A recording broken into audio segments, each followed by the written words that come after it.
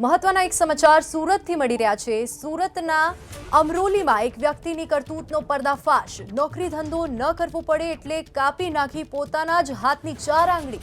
મયુર તારપરા નામના વ્યક્તિ વરાછામાં અનબ જ્વેલર્સમાં એકાઉન્ટન્ટનું કામ કરતો હતો।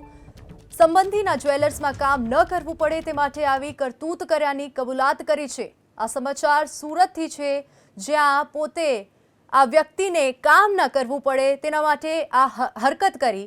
મયુર તારપરા આ વ્યક્તિનું નામ છે।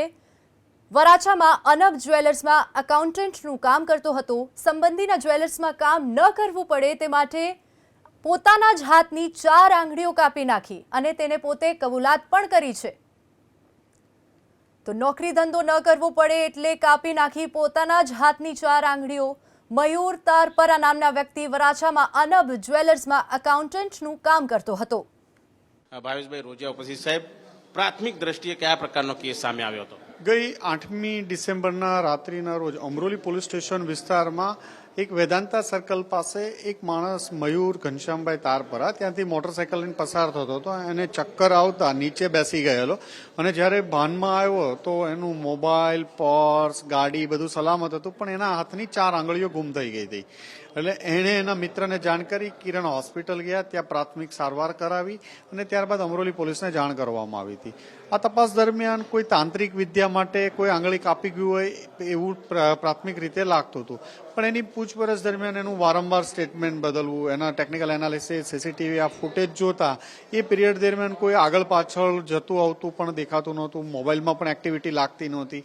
પછી વારંવારની પૂછપરછ દરમિયાન એણે કન્ફેસ કર્યું કે એ એક અનબ જ્વેલર્સ વરાછામાં કામ કરે છે, જે એના સંબંધીનું થાય છે અને ત્યાં કોમ્પ્યુટર ઓપરેટર તરીકે કામ કરે છે। ત્યાં એને કામનું પ્રેશર વધુ હશે અને કામ કરવું નહોતું અને એમના સંબંધી થતા હોય એટલે ના પણ પાડી શકતો નહોતો, તો પોતાની આંગળી જ ન રહે તો આ કરવાની જરૂર ન પડે એટલા માટે થઈને એને પોતાની 4 આંગળીઓ જાતે જ કાપી નાખી।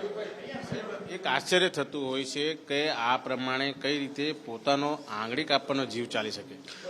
ખૂબ આશ્ચર્યજનક છે। કોઈ માણસ પોતે પોતાની આંગળી કાપવી એ ખૂબ અઘરું કામ છે। બિલકુલ જોઈ શકાય છે। ફરિયાદ જે પ્રમાણે વાત કરવામાં આવી હતી, અત્યારે જે વ્યક્તિ છે જેની આંગળી કપાયેલી છે એક નિવેદન આપી રહ્યા છે। आपने ये हाथ की उंगली कैसे कटिंग कैसे प्लान किया था आपने? वो मेरे पास वो हथियार था, उसको लेके मैं वो रिंग रोड पर गया था और वहाँ पे वो वेदांत सर्कल से इधर आते वो बीच रास्ते में ऐसे मैंने प्लान किया और आंगली काट दी थी। तो कैसे प्लान किया कि ये वजह क्या है इसको काटने का? मेरा स्ट्रेस लेवल बहुत बढ़ गया था इसलिए। क्या हो गया था? मेरा स्ट्रेस लेवल बढ़ गया था इसलिए। तो उंगली काटने का प्लान क्यों किया आपने? कोई स्ट्रेस बढ़ गया तो और कोई रास्ते होते उसके? मैं वहाँ वो काम नहीं कर सकता ना, इसलिए। क्या काम करते थे आप? कहाँ काम करते मैं कंप्यूटर ऑपरेटर था अकाउंट में। उस दिन के बाद दबाव था आपको? नहीं, किसी का भी कोई दबाव नहीं है मेरे पर। आप क्या जॉब करते थे? आखिर किस वजह से आपको इतना मेंटली स्ट्रेस हो रहा है? वजह क्या थी स्ट्रेस की? वजह और कुछ नहीं थी, मैंने जो बताया वही कि वो मेरा काम करने वहाँ जहाँ काम कर रहा था वहाँ मुझे काम नहीं करना था। कौन सी नौकरी करना चाहते थे आप?